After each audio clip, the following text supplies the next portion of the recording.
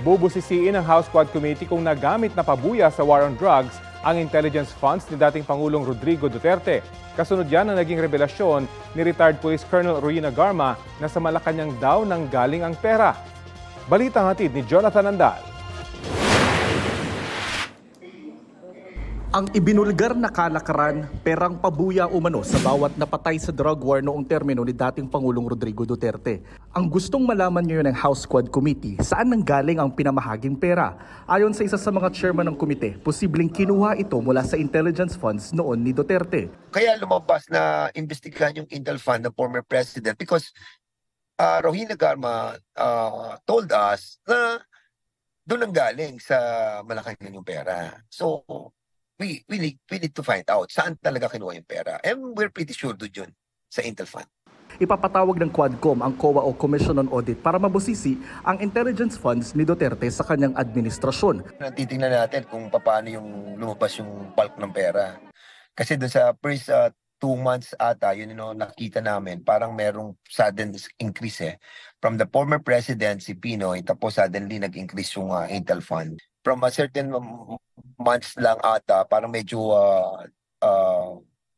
malaki na gamit.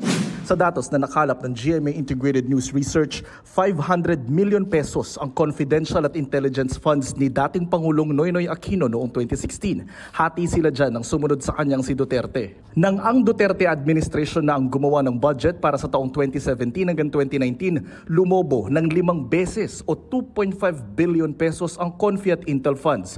Lumaki pa ang mga ito sa 4.5 billion pesos mula 2019 hanggang 2022. Sumasailalim sa audit ng COA ang mga Confi at Intel funds ng Malacanang, pero hindi sinasa publiko ang detalye ng findings dahil sa posibleng epekto nito sa national security.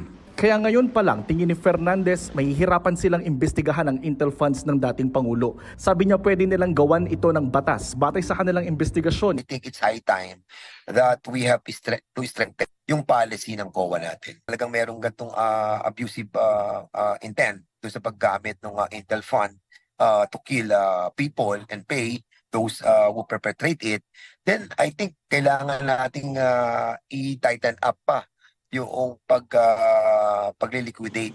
Ang PNP naman muli raw iimbestigahan ang tinaguriang cold cases o mga kaso ng pagpatay sa mga lokal na opisyal sa kasagsagan ng drug war. Kasunod yan ng revelasyon ni dating Police Colonel Ruina Garma na may mga pulis umano na sangkot sa pagpatay kay Tanawan City Mayor Antonio Halili noong 2018. Titingnan nga natin na kung sino yung mga na-involved na mga, particularly the elected officials and other well-known personalities na namatay during the height of the anti-drug campaign during the time of the previous administration.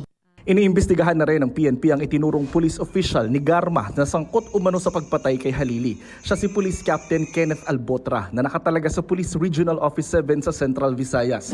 Isang Kenneth Albotra ang nakapanayam ng GMA Integrated News na nagsabing hindi totoo ang alegasyon ni Garma. To be fair to him, although sinasabi niya na hindi siya yung tinutukoy, but definitely he will be questioned with respect to this case po. Jonathan Andal, nagbabalita para sa GMA Integrated News.